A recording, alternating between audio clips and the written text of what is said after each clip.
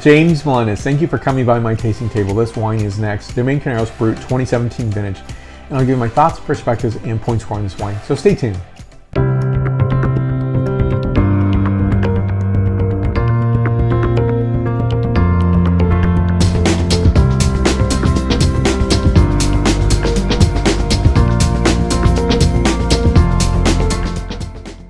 Lovely expression of Carneros fruit. And before I get started, please be sure to give a like and subscribe to this channel. Now, I would compare and contrast with New World and Old World.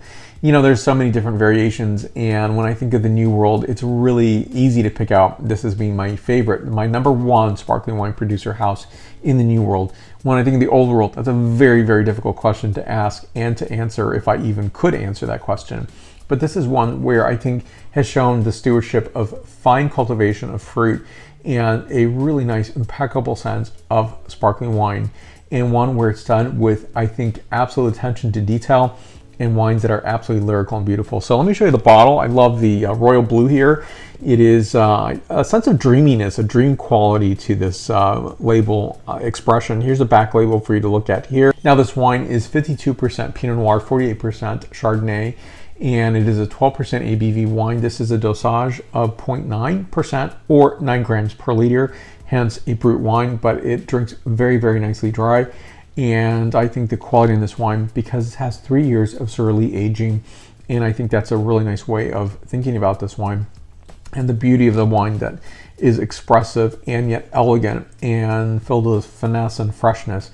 So many things I can say about this wine. So for the price point, $37, I think you get a really nice, dazzling wine. And so I like that they spend this amount of time with surly aging, and one where I think it just gives such a fantastic experience to this wine. And one where I think that this producer, where I give him absolute accolades, is getting fantastic fruit. And fantastic fruit does matter. It matters in the glass. Now, this producer does a dazzling job of still wine production, Chardonnay, Pinot Noir in particular, and one that are not to be missed to enjoy with special meals, or to enjoy just because you survived a very wonderful week or a very difficult one. It doesn't matter. And sparkling wine's the same thing.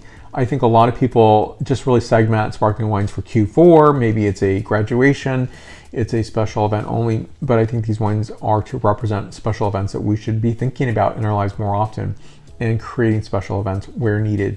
And so this producer, I think, does a fantastic job with just fruit that is just dazzling and beautiful. San Pablo Bay does a gift to the Carneros district. It also is the oldest region of cool climate Pinot Noir production, and one, in my opinion, does not get enough, I would say, accolades that it deserves. I think just absolutely dazzling wines come from this region, sparkling and still. Now, this wine, I think, to me, when I think of a sparkling wine, I want to enjoy this with, definitely caviar with creme fraiche. The usual setup is what I like on this, Bellinis, of course. But I think you can do a lot of things with this. If you like oysters, and oysters are your thing, they're my thing as well. I enjoy this with soft cheeses and charcuterie. I enjoy this on its own. It is just a sublime expression and a dazzling beauty of what can happen from Carneros District and from Domaine Carneros. So here we go with the nose.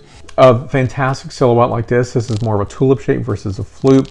You get to really enjoy this wine, smell the wine, and experience it fully, completely, because if you don't, and you enjoy through a flute, or even worse, a coupe, you're missing out on the sensory, the nose on the wine, and really missing out on what the wine is truly expressing, or has the ability to express. The nose on this is expressive, outstandingly beautiful. So on this, I'm getting a characterization of rare citrus such as Budahan, desert lime, and citron, as well as a bit of passion fruit notes, brioche, toasted hazelnut, and fresh flower bunch.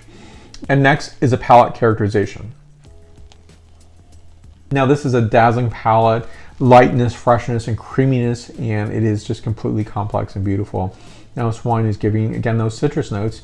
I would also add a bit of Amalfi lemon. Passion fruit is definitely definitive here, as well as oyster shell, freshly deshelled pine nut, and white flower. So you get a lot of in this wine. You get some minerality, floral characterization, exotic fruit, and so many different ways to enjoy this wine, so with food or on its own. This is a 95-point wine out of 100 points. So more reviews to come. I definitely recommend seeking out this one. You'll find this more often in your marketplace, And if you can find it, you can actually get it from the producer directly from states that receipt wines from California. More information on the producer down below.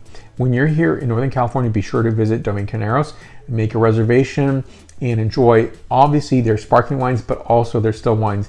And so when I go with several people, I definitely order everything available. So when I'm in wine country with my friends and we visit Domaine Carneros, I'm actually just going around the table and we're all tasting a little bit of everything from what is offered, and definitely seek out their still wines as well as their sparkling wines, of course. So thank you for watching. I will see you in the next video review. This is obviously something to think about for Q4, but think about this Q4 and often. Thank you for watching. I will see you in the next video review. You'll find me on Facebook, Twitter, Instagram, LinkedIn, and WordPress. I will see you very soon.